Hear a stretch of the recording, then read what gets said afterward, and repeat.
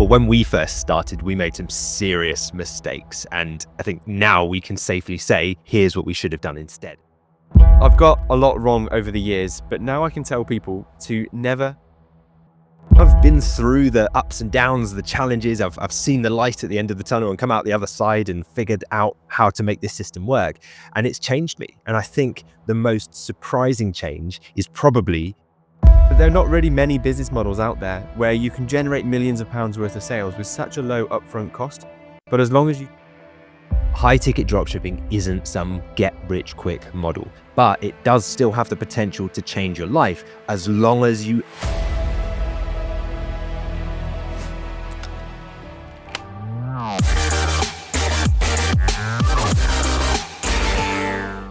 Welcome to the Dropship Unlocked podcast. I'm Lewis Smith, the founder of Dropship Unlocked, and with me is our client success coach, James Eardley. Now, when we're not recording podcast episodes or running our own e-commerce businesses, you'll find us helping aspiring entrepreneurs launch their own high-ticket dropshipping stores. So if you're ready to build your own 6 or even 7-figure online business, then head over to dropshipunlocked.com/start. Now, sit back, relax, and let's unlock your potential with the Dropship Unlocked podcast. Today, we're going to be talking about what we've learned and how we've changed as people since we started our dropshipping businesses. Now, Lewis and I combined have generated over £7 million worth of sales through our e-commerce stores, and that comes with its fair share of challenges, successes, and stories that we want to share so you can learn from them, essentially, whether you're starting or whether you haven't started yet, or whether you're further down your journey and you have a fully fledged e-commerce business. We want to help you with a few shortcuts, tips, and tricks that we've learned along with our journey. So Lewis, let's just start with the basics and go back in time, I think, before you started, right at the start of your e-commerce journey. When you first started, what helped you and what did you get right to make sure that you could scale so quickly? Sure. So putting myself back in time a little bit, back in those shoes of when I was first finding out about e-commerce and thinking that this was an opportunity I wanted to create a business around. The first thing I remember thinking, and I remember where I was, like walking down the high street of where I lived at the time in London, and just thinking like, do I want to also create a business that is outside of the country that I live in and enter a new market, as well as take on this new business venture? It felt to me like there were so many variables and so many new things I was going to have to learn. And I was almost clutching for familiarity. I was looking for something that was like, okay, well, at least I know that, but it felt like it was all so new. And when you looked on YouTube, everyone teaching this seemed to be in the United States. And so I would think, well, are all the customers of e-commerce stores just in the United States? And then I thought, well, no, I order stuff online, and so does my wife, and so do my neighbors and friends. And I was like, started thinking to myself, I'm sure you could do this here, but perhaps there's less people. But then with that, there's probably also less competition, because I don't see loads of people on YouTube talking about doing this in the UK market. And so that was kind of, I think, one of the biggest advantages that I discovered, and is now why I call the model the home turf advantage model, because the clue's in the name. It's like, don't just assume that because the people teaching this are often in America, that you also have to do it in America. If you are living in the UK, perhaps keep one thing the same when you're starting out on this new venture. And if you're familiar with the market, the language, the terms, the way people speak and deal over here, the legalities, the banking, the laws, all that, the taxes, that stuff, maybe don't throw all of that up in the air as well as starting a new business. Let's keep those bits the same and start here. So that was kind of my train of thought. And I think that helped significantly. Definitely. There's enough new things to think about when you're starting a new e-commerce business. And you didn't come from a business background, did you, Lewis? Before you started, you never had run a business before? No, absolutely not. No, my dad was a business owner, and I worked in like medical device and diagnostics sales and marketing. So yeah, it wasn't like at the cold face of, running my own business. I didn't have to deal with taxes and things like that, other than like what got deducted off my monthly paycheck. So yeah, it was very unfamiliar. But then the thought of like, okay, you're going to now become an entrepreneur. You're going to enter a new world of e-commerce. Now you need to go to register an LLC in Wyoming or Delaware or something, and then pay like foreign earned income tax and deal with like sales tax in different states of America. And like, to me, it just felt like, okay, I don't think we need to overcomplicate this beyond what it needs to be. Let's just prove the concept here. So I guess at first I almost thought of it as like, let's just prove it on home soil first, home turf. And then if we can make that work, maybe then we expand internationally. And it turns out there was no need, because I'd probably just been entering a much more competitive market by trying to expand and compete internationally, especially as someone who wasn't in that market. I'd have a disadvantage versus just doing it where I knew how things worked already to an extent, and I could learn. So I think that was the first thing, the market that I chose in terms of like the country. And the other part was like not selling cheap products. That was definitely a trap I fell into initially, thinking that like the cheaper the product, the easier it will be. Turns out it's probably the opposite, because the cheaper the product, the harder it is to make a profit. The more customers you end up having to deal with, the worse quality the products are, and there's like this vicious downward spiral of problems. And so selling higher priced items just meant bigger profits per sale, meant that I needed fewer sales to replace my income, fewer customers to have to deal with. So again, like just trying to, a lot of this probably came out of like trying to keep it simple. I just didn't want to overcomplicate things. I was like, I can deal with an e-commerce business if it's in the UK and I only have to make one sale a day. Like one email to a customer a day to say your order's on the way seems manageable. At scale, maybe I'll start selling items where it's thousands of orders per day. But right now, I don't have a huge team. I just want it to be a nice lifestyle business. And so I guess that helped. Then automations what kind of came into it once I was done fulfilling those orders and doing the emails to customers. It started to install like apps that would do that stuff for me. And over time, set up those systems, both in terms of like actual automations, but also human automations. So like virtual assistant processes where someone abroad who was working for me could help me do those tasks. And I guess as part of selling those higher priced items, it was where those items came from. So often much more reliable suppliers, meant that you had better quality control. Those products were good. The suppliers were always willing to stand behind their products. If something went wrong, they'd take them back.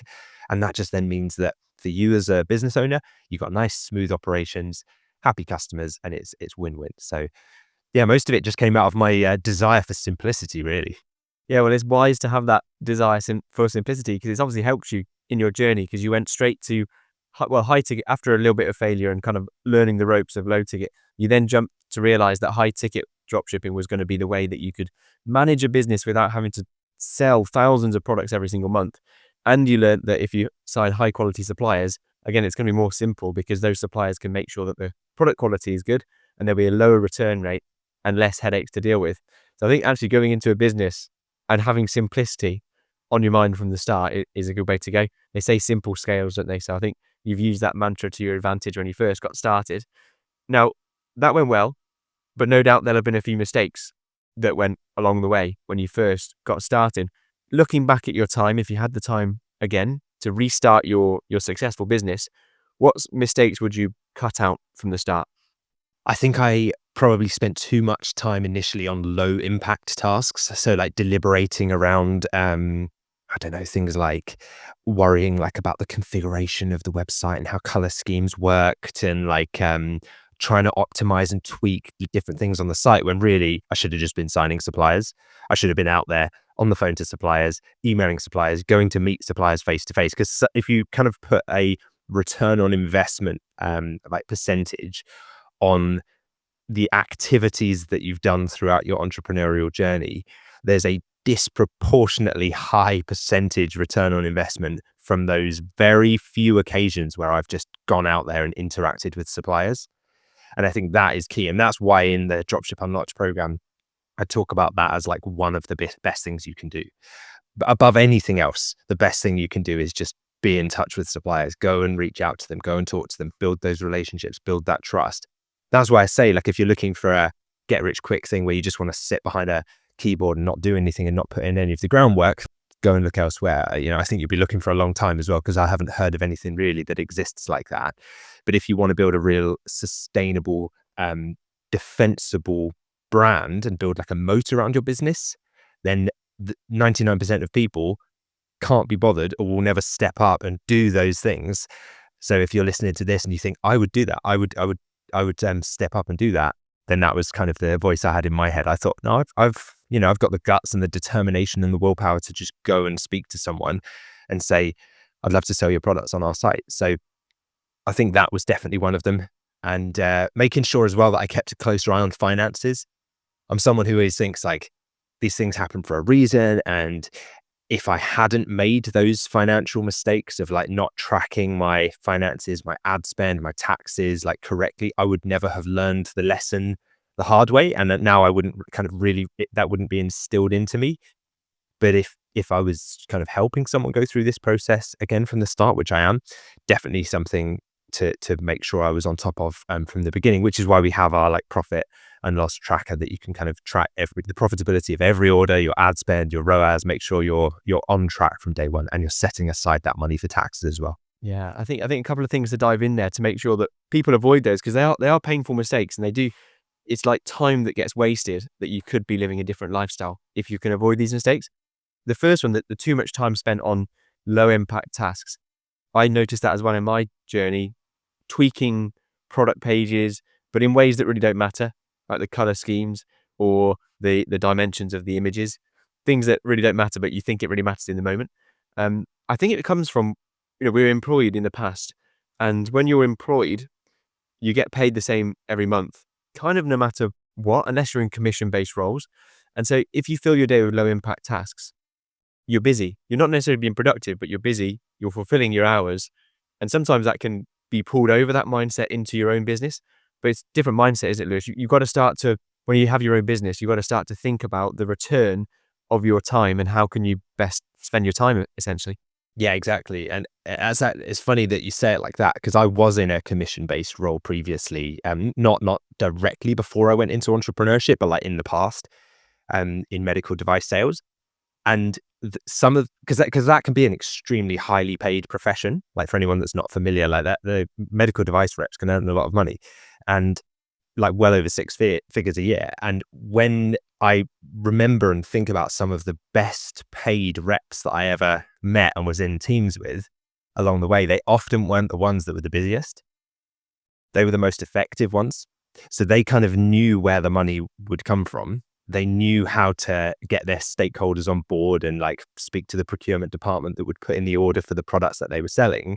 And they would like, but whereas there were other guys and girls that weren't as well paid that would end up like being so busy and like, oh God, I've been in the hospital from like 8 a.m. to 8 p.m. today and like helping nurses and helping doctors and doing all this stuff and like doing the busy work, but they weren't that effective. And therefore it wasn't reflected in their paycheck. And it's the same in entrepreneurship. I see it's like the people that are like, God, I've been glued to my desk all day today trying to code this new thing on my product page and so busy. I'm like, how many suppliers did you sign? How many products did you sell? How many phone calls did you make? And they're like, oh, well, no, none. I didn't have time for that because I'm still not launched yet. And it's like, there are some ugly websites out there that make a lot of money. Just remember that. Like, you don't have to have this amazing looking site to be profitable and up and running. You just have to do the work. You have to do the stuff that 99% of people are trying to actively avoid by putting these like procrastination distractions in the way of, I'm just going to spend all day trying to do this. And I've got this app, I'm trying to configure this and make it good. And I just need to organize all my CSV files and stuff. It's like, okay, fine. But you could just be out there signing suppliers, because you sign one supplier that has products that are already in demand from customers where the brand is being searched for. Suddenly a load of that traffic is now coming to your site and you get to benefit from it. So it's about being effective, not just busy. It is. Yeah, it really resonates with my story. And those people who you used to work with used to earn more. I guess they taught you from that age that it's not about busyness, it's about effectiveness, it's about productivity. It doesn't matter how busy you are. The people that, in your case, the medical device reps, they knew which, I'm not going to throw any accusations out there, they knew which people to take out for dinner, or they knew what was going to come back in. It's a very regulated industry. Yeah, you couldn't ever like give gifts. So we used to get scrutinized for like even bringing in a tray of Dunkin' Donuts for the nurses in the coffee room if you were doing like a staff training. It was really brutal, like the amount of compliance in there. But yeah, I mean, like, they would know the procurement person to have a meeting with, and they wouldn't be sitting around all day kind of like trying to do stuff and, network and like just for the sake of it. They'd just be like 9 a.m. going in to see this person because they're the decision maker, get the job done. And then they'd be in like Costa by 11 a.m. looking at the stats and seeing the orders come in. So it was just like they just went straight to kind of where they knew the money would come from.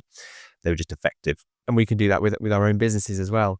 And I think perhaps they put that strict rule in place because they know really the nurses who get the donuts or not make the biggest decisions. That they've got the biggest pulling power. So that if you've ever seen films, I'm trying to think of it. I think the film's called Love and Other Drugs. With, is it Jake Gyllenhaal, where he's like the Pfizer rep, I think. Yeah. It's really interesting, like that kind of shines a light on what that industry used to be like in the past. And yeah, it's fascinating. Like back in the day, the expectation used to be that they would take out the like doctors and nurses on like ski trips, and it would be like, oh yeah, bring your wife and kids, and the company pays for it. And it was crazy. So, yeah, none of that happening nowadays that I'm aware of, anyway. No, but lessons that we can learn, no doubt, because you kind of work out which levers you can pull as a business owner. And they're very often the things, if you're unsure about what to do, it's probably the thing that you're putting off. Like they always say that the success that you want is hidden behind the actions that you're not willing to take. And it's very true. It's often the things that feel outside of your comfort zone, like signing suppliers, creating a marketing campaign, optimizing your campaign, things that feel new. But with the right guidance, of course, we can make that a lot easier now that we know how to do it best and how to get the best return. You mentioned as well scaling too quickly. So I want to know what that looks like in practice. Like it is an easy mistake to make. So I guess you saw revenue numbers going up, and then there was a lack of understanding about the profit behind that, or what was the real reason that you'd help people to avoid doing the same? Yeah, it's exactly that. It's just spending money on ads and then seeing revenue come in, but not really tracking like, well, how much profit am I making on each order? And the crucial understanding is your cost per sale. So your cost to acquire a sale on ads. How much does it cost you to make a sale? Is that less than the profit that you're making on every sale that's coming in? On average, obviously, you're going to be selling products of different price points. But if you're just kind of like getting even, for example, it's very easy to like think that everything's going well because you're seeing revenue start to go up, and you're like, well, I think everything's fine because we're hitting a good ROAS. But if your cost per sale is starting to like significantly eat into the profit that you're even earning per sale, because maybe you haven't negotiated great margins yet with suppliers, got to be very careful. I'd rather earn less revenue but keep more of it. It's not what you make, it's what you keep, as they say, than just have this like huge amount of revenue but not have generated much profit from it, right? So that's why we have the profit tracker, so that you can see at the end of every month, how much exact profit have I made? How much did I spend on ads to acquire those sales? Which brands were the most profitable? Which brands do I need to double down on? And then you can start looking at like even splitting out ad campaigns and say, well, actually that brand's not that profitable. The margin's only like 20%. So maybe I won't spend as much on that brand, and I'll set my return on ad spend target a bit higher for them.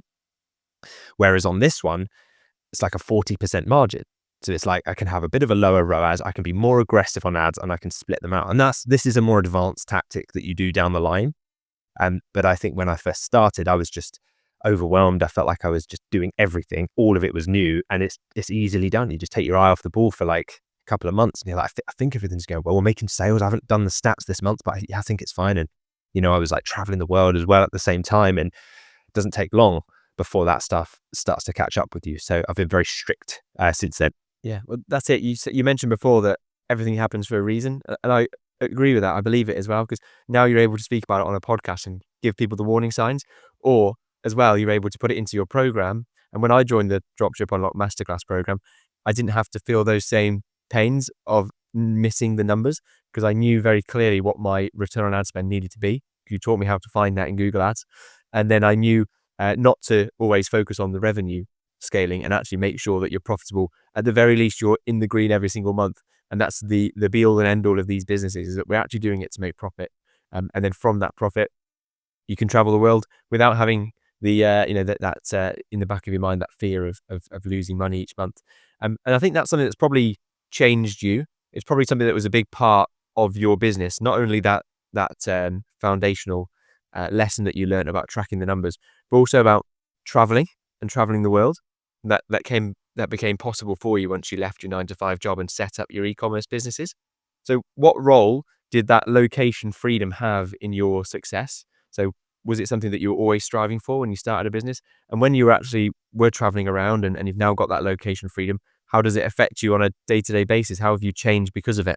yeah, it's that ability, that freedom that it gives you, has I guess it just has given me what I wanted. It's given me what I was seeking the whole time, which was freedom, autonomy, control. Like I've talked before about my underlying frustration when I was working in a job, a 9 to 5, that I couldn't just jump on a plane that same day and go anywhere in the world that I wanted. Not that I necessarily even would have, but just the fact that I couldn't, I just felt this sense of like, who are you to tell me that I can't do that with my own life? Like where I want to go and what I want to do, like surely that's like within my control or should be, otherwise am I kind of a prisoner to this employer? Like what's the trade-off here that I've given in exchange for my salary, that I can't do certain things with my life that I want to do? And it just felt this kind of sense of this nagging, like sense I call it the golden handcuffs. It's like they make it very, very good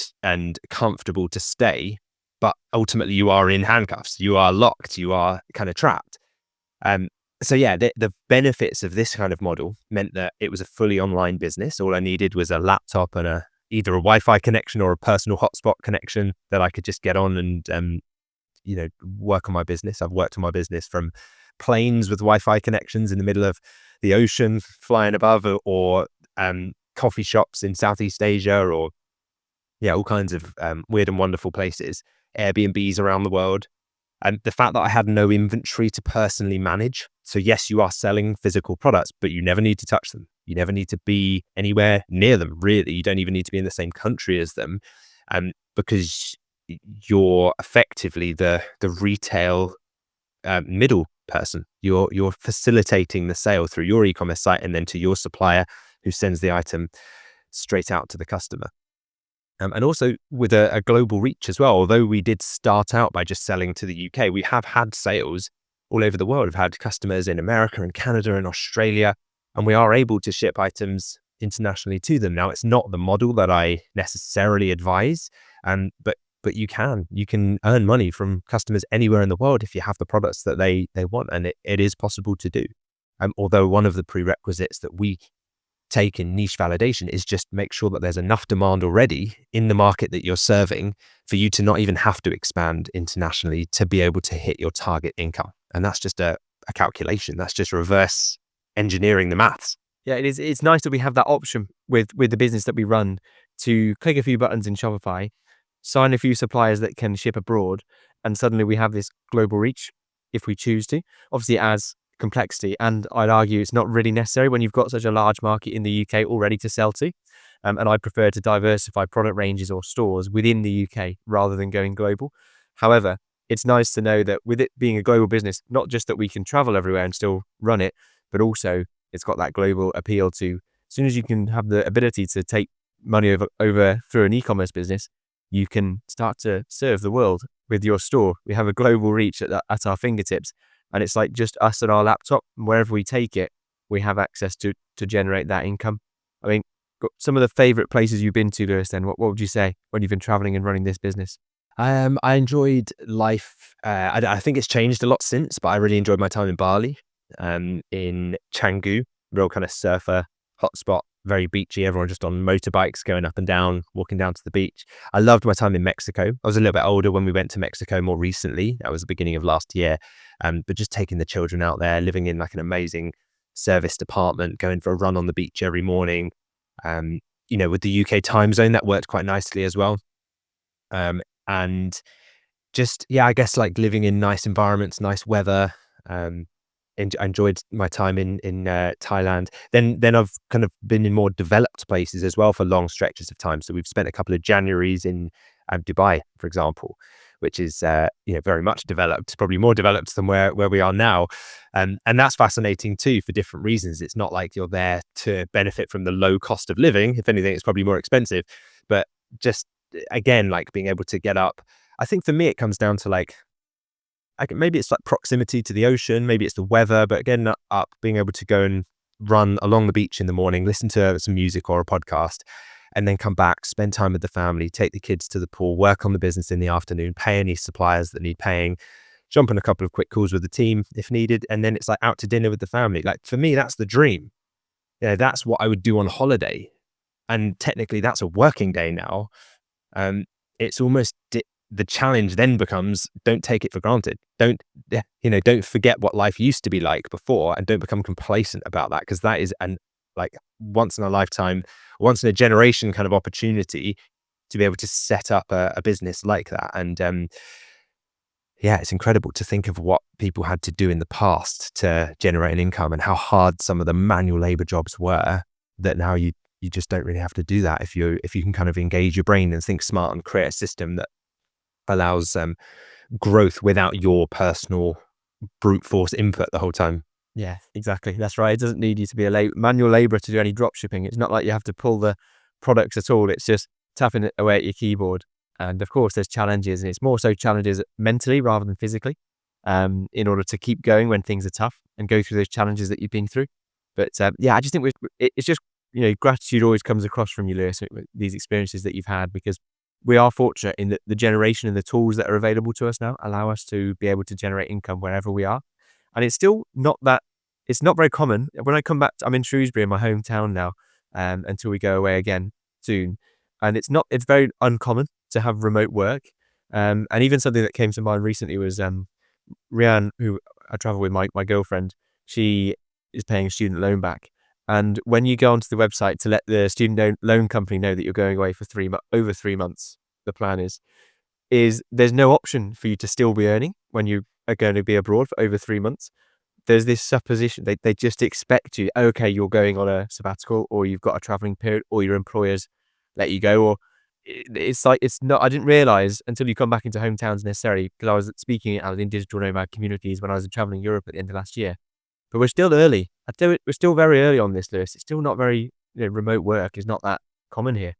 Yeah, I totally resonate with that. That was my exact experience as well, dealing with like HMRC and student loans and all this kind of stuff. And you're on the phone to someone in a call center in the UK, who's kind of sitting there, and they just don't get it. And they're just like, well, you don't tick any of the boxes. Like, you don't fit into any of my drop down categories on my list on my computer here. So like, what do you do? Are you on holiday? Are you working for a company? Are you on a sabbatical? Like, what? And you're like, no, I run the business and I can run it from anywhere. So I'm just currently living here. If I want to live at somewhere else, I'll just move somewhere else in a little bit. Obviously make sure your visas and stuff are set up. But like Thailand, for example, has the tourist visa, I think it is, or the digital nomad visa. And so your company can just still be running in the UK, and you can just be there traveling and just kind of check in on it occasionally. It's not like you're there to work, is it? You just log in and do a bit of work, just like you do a few emails while you were, on holiday somewhere. You're not necessarily there to work, but you can do a bit of work while you're there, keep the business running, but the business runs in the UK still. But that doesn't fit in any of the categories on any of the kind of traditional systems, does it? So I still struggle with that kind of stuff even to this day. I know that, like, yeah, there's all kinds of online forms and stuff that you fill in. You're like, yeah, I don't really fit into any of these boxes. That's right. It's so true. It's probably like part of a wider conversation, is it? That society as a whole kind of want to have you in simple boxes, and it's kind of pushed onto us as well. We like to label people or jobs, or where people live, the job they do, the personality that someone has is, when you describe someone to a friend, you often go to the job that they have. It's because labeling is so common in everything. But then it's only when you step outside the box, you suddenly become difficult to put into a box or put a label on, when you're not somebody that fits into that usual path of, if you're at home, you're working. If you're abroad, you can't be working. You must be on holiday, or taking a sabbatical, or picking strawberries in Australia. There's like, those are the two extremes. If you're abroad, you must be picking grapes. That you can't possibly be making money any other way. Yeah, it's an interesting observation, and I think that's going to continue for a while, because I think we are still early on this. But listen to this podcast 20, 30 years time, I just can't see how it won't be so common of remote work, and how it's very usual for people to have the same jobs but doing them from anywhere in the world, because the world's getting a smaller place and much more accessible as we continue. And onto sort of the business as a whole, and when you got started with ads, and I want to talk about the role that mentorship played within your business in terms of running ads. How were you able to learn running ad campaigns for the first time when you had no business experience? And do you think that mentorship was really crucial to the growth of your business? Yeah, definitely. I would seek out courses, mentorship, coaching from people who knew what they were doing in this industry. So, for example, like I'd learned from a lot of the time they were in America, just purely because there wasn't really anyone in the UK doing this. So it would be like American mentors around the concept of drop shipping, and then I'd be trying to like translate those things to how that applied to the UK market. So they talk about like state sales tax, and I'd be like, think is that like VAT? Or they talk about like LLC. I'd be like, I think that's a limited company. And then they talk about like, you got to do this and that and sign suppliers this way. And I'd be like, okay, well, I definitely won't use the script that they're providing because that would never go down well. But maybe if I go and meet them for a cup of tea, that might like kind of be the UK equivalent of like the way that they would approach them. So it was trying to kind of take all of this information, consolidate it, pick out the good bits, adapt the bits that I thought weren't quite right, and then like make it fit. The same with ads as well. I absolutely had to learn the process of like running Google ads. And back then they didn't have things like a performance max campaign. So it was like you started with an upside down Google shopping funnel where it was like broad traffic, top of funnel, then it was middle of funnel, then it was bottom of funnel. And you used to have to do these like reverse negative keyword lists to kind of filter words out to get them down to your highest spending, highest bid, low bottom of funnel. I mean, it hurts my brain even like trying to describe it compared to now where it's like the AI system can kind of take over and it knows roughly what you want to do and you set your target ROAS and let it do the job. And so yeah, definitely learning from experts, learning from people on YouTube, learning from different courses, investing in mentorship early on definitely helped. And then obviously like just as well, not being too worried that like I didn't know the niches that I was going into, because I knew that the suppliers did. Those suppliers have dedicated their lives, their professions to becoming experts in their field. And for me, that's fine. Like the customer support person that you call at Argos isn't necessarily an expert on the TV system that you're thinking of buying, like the sound system or whatever, but the company that make the system is. So like that's the way you have to think about it. Like you're the retailer. The expectation when they contact you isn't that you know all the ins and outs of every brand and every product that you sell, although you might have a general idea. It's absolutely fine to say, it's a really good question. What I'm going to do for you is check in with our product specialist, find out the answer, and then get back to you later today if that's okay. Can I just take your number and I'll give you a call back shortly? Or I'll drop you an email later today. And within half an hour, you've got them the answer and you can probably close that sale. And I think sometimes people get caught up on that and they think, oh, but I'm not the expert. I don't know. How am I going to do it? And it's this sense of imposter syndrome. But it's like, you've got to remember, if every retailer felt like that, no one would ever go into business because no one's an expert in the thing that they're going to sell before they start selling it. So you have to start somewhere. So just jump into it. And then, yeah, I'd say probably the other thing is just making sure that like I had accountability and a set of goals when things didn't work out always, because they don't always work out as you expect them to. And sometimes you work on projects and they kind of fall apart or they start to crumble. And I think being around a group of supportive entrepreneurs, which we've now created, we have that kind of accountability group at Dropship Unlocked, is one of the most helpful ways, because you might kind of go off the rails a little bit and get sidetracked with a really busy project at work. But if you're still in the community and you check in and, a month later after having not logged in, you see all these people that started the same time as you starting to make sales and starting to celebrate their success. And you're like, I should be doing that. I'm going to hold myself accountable to get back on track. And it's one of the most powerful things, like going through with a cohort of other people that are in the same boat as you. I think that's really underestimated when people try and start businesses on their own on the internet. Agreed. It's like really healthy accountability and people holding you to be the person that you aspire to be, because you make it clear when you first enter the community. You often tell people what your goals are, who you want to be, the actual success you want to see within the next 6 months, 12 months. And so people remember that, and then they check in with you to say, are you on your way? And it can be really helpful when it's easy to fall off track, especially when it's something so new, but you've got the accountability and expert guidance, and it just makes everything a lot easier as you build a business, especially when you're being introduced to things that are completely foreign to you, like Google Ads.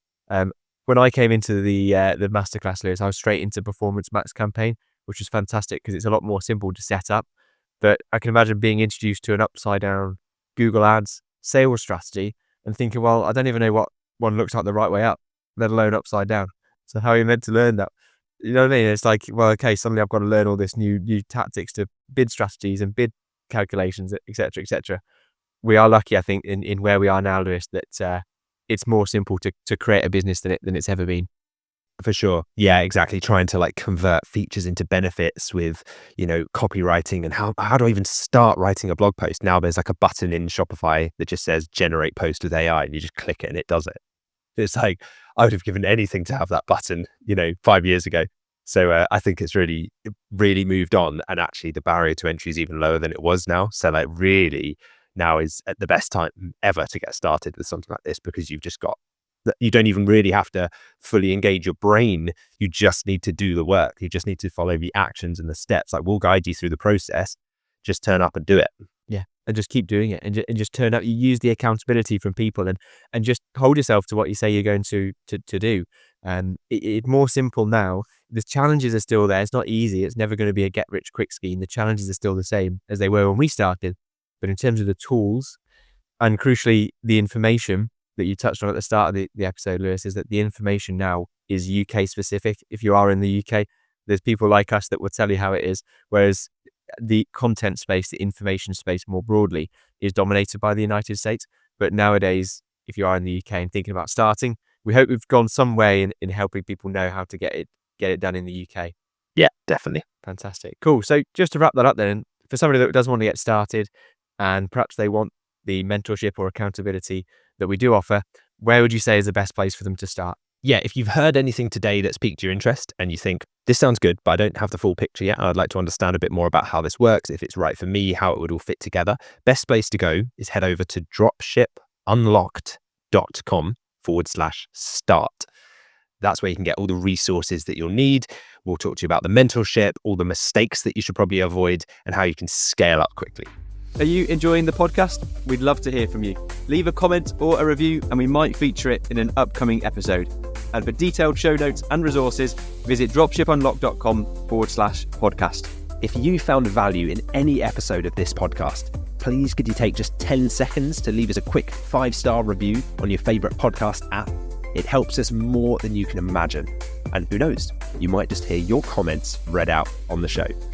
Thanks for being a part of our community. Your support helps us keep delivering new episodes to you every week. Okay, now it's that part of the episode where we will answer a question that we've had in from a listener of the podcast. So thank you very much to Rich, who has left a question for us. And remember, if you have a question that's come up during this episode, simply leave a comment beneath the YouTube video version of this episode, and it will be answered in the comments, and it might be answered in an upcoming episode as well. So this week, Lewis, the question has come in from Rich Reviews 1279, and he has asked, "Hi Lewis, this is inspirational. I'm from London as well, but I wanted to ask, when it comes to ads for dropshipping, what should your daily budget be?" Great question, Rich Reviews. So I'd say, we recommend when starting out with a daily budget, a good place to gather enough data, but not, blow through money unnecessarily, would be between, say, £10 to £30 per day when you're getting started with ads for dropshipping. So if you're not there yet where you could afford to do that for at least a few weeks, just wait, just save up, just make sure that you're kind of accumulating money in the meantime. That's why it's good to still have an income while you're launching this business, so you can fund it initially and treat it as an investment. If you can follow proper guidance and make sure, like I talked about earlier, that you're able to measure your return on ad spend and know how much you need to get back for every pound that you spend on ads, once you can zoom out and look at that over the course of 2, 3, 4 weeks, you'll start to get some data that you can actually use. Don't expect, the first pound that you spend to give you that return on ad spend back. That's not how it works. These are kind of laws of averages. You have to let enough data accumulate to get your first few sales, and then you can kind of start to figure out, tweak, refine things, improve your site. There's lots you can do, but just keep in mind that your ads are helping to test and validate your products, your brands, and that brand and product market fit as well. So don't expect massive results overnight. Certainly don't expect massive results if you decide to run ads and you've only got one brand signed. That's risky. All your eggs are in one basket and you're kind of just hoping that basket has the answer. You want to make sure that you've got a variety of brands, a variety of products. You're diversified within your niche before you start running ads, in my opinion, because then you are more likely to start seeing results and you can let the market tell you where those sales are going to come from. It's a whole different topic. It's a whole kind of module and week inside the program. So for more detailed advice on ads, maybe check out one of our previous episodes related to advertising. We've got plenty of them on the podcast. Just search our YouTube channel for them. And for more specific guidance on setting up your ads, you can head over to dropshipunlocked.com/start. Fantastic. Yeah, thank you, Lewis. Great question, Rich. And now it's time to answer, or not answer, but read out a review that we've had for the podcast. And we love to do this. We love to highlight when people leave a review. So thank you very much for those of you who have left a review, either a comment on YouTube or a review on the podcast platform that you listen to us on. So a big thank you to Jason Lark 71 for sharing your thoughts. Jason said, very helpful and interesting content. Great. Thank you for your review, Jason Lark. We really appreciate it and glad to hear that you've been enjoying the podcast and found it interesting. Thank you very much for listening to you as well. If you enjoyed today's episode, maybe you could share it with a friend or a colleague. It's a great way to spread the knowledge and maybe help someone else out on their e-commerce journey. And we appreciate every bit of support you can give us. Thank you for joining us on this episode of the Dropship Unlocked podcast. We hope you are leaving with new insights and inspiration to fuel your entrepreneurial journey. To kickstart your e-commerce business, head over to dropshipunlocked.com/start. It's the perfect place to start and get access to resources that will help you build your business from the ground up. And don't forget to hit that subscribe button for more episodes packed with strategies, tips, and success stories. Plus, if you enjoyed this episode today, a 5-star review would mean the world to us, and you might even get a shout out on the next episode. Thank you for choosing to spend your time with us today. We can't wait to bring you more insights on the next episode of the Dropship Unlocked podcast.